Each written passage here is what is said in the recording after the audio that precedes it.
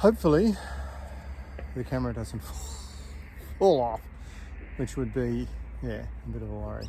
Anyway, so wall splicers for PAAL Homes for the top plates. So the wall splicers go in between some frames. So like I've got one right here. They go between sort of two joining frames to stiffen the frame. The problem with putting them on is that once you put them on, the angles of the wall, so if you've got a wall that's not straight, and you put a wall splicer on and fix it, then it's completely and utterly fixed in that position. So it's fixed, bent or straight, depending on how you do it. I sat down and sort of thought about this because I thought I've got a few spots in my wall where it's sort of, you know, kicks off a little bit and it's not perfect that I would like it to be. And I was thinking about these wall splicers, thinking, well, how can I do it? And I came up with an idea for putting the wall splicers on. And I know a few people sort of just put them on and then they just fix them in place and that's it. They don't do anything else. They sort of just fix them in place and it's fixed as it is.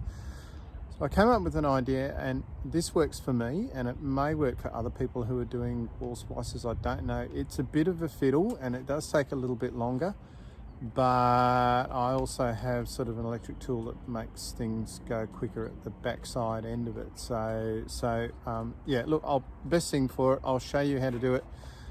See what you think. So I've got a nice big long straight level. So apologies if I don't keep looking at you. So basically what I do is I put it sort of equidistant over the joint in the frame, and I've got two big long clamps. So I'll put one clamp on one side out near the end, and sort of pull it up sort of fairly sort of firmly. It doesn't have to be sort of really rigid, but I want it to be firm enough so that this level doesn't sort of fall off, or the straight edge doesn't fall off while I'm doing it. So now I've got another one, and so I hold that in place and I'll put a second one on as well and do that up, and then you can pull them up tight. So I'll pull these both up tight, so I'll cinch them right up pretty well, as tight as what I can get them. And what I've found is that by doing that, it actually pulls, if the wall's like a little bit bent or a little bit straight, it actually pulls it into alignment. Now this wall here is actually probably not too bad. I'll see when I put the wall splicer on what it actually looks like and see whether there's a lot of movement in it, which there actually isn't. The final thing that you can do to fix it, if you really want to fix it, is you can actually put a clamp here in the middle to hold it on. And so that clamp will actually go over the top of it and actually hold it in place. Sometimes it works, sometimes it doesn't work. I don't really know that you really need to have it. For me, like if I can pull that in and I can sort of see that it's not actually going to do much. So what I would do then is I just get it positioned, and what I'll do is I'll probably fix a couple of rivets in it just to hold it in that position so it doesn't move off. So I'll put a couple of rivets in. And before that actually moves, I'm actually going to put one in it. Otherwise, you know, if it sort of spears off, then your holes won't line up, as tends to do. I've got one of these Milwaukee Tools rivet guns that does make a big difference. So I put that rivet in there.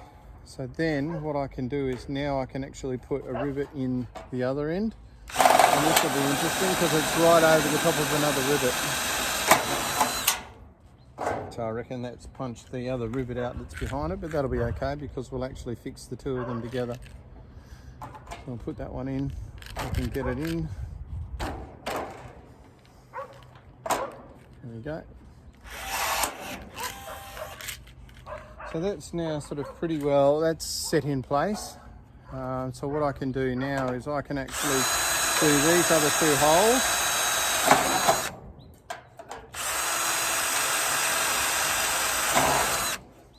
So they're done. We can put a couple of rivets in them.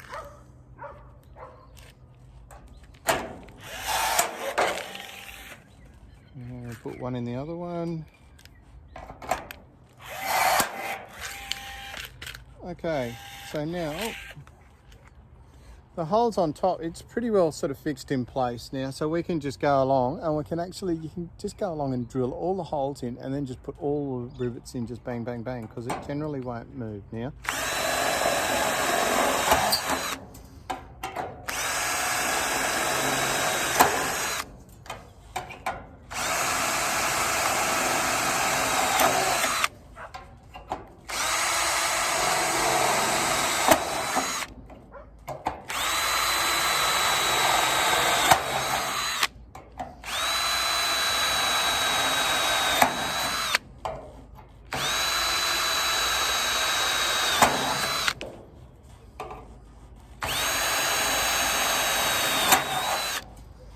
Okay, so in theory that should be all the holes done.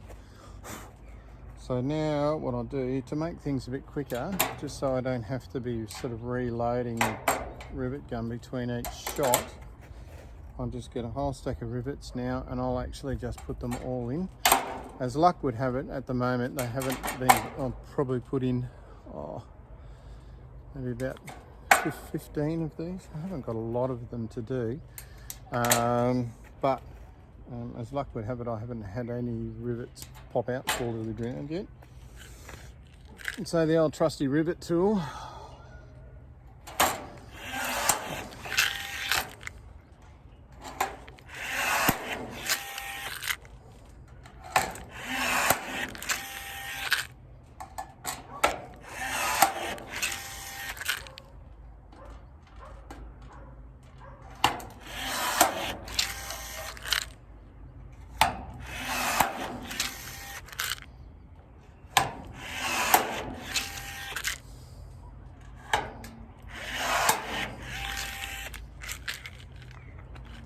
Done.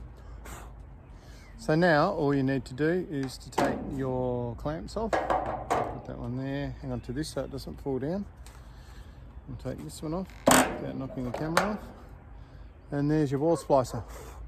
So in place, and in theory should be fairly straight.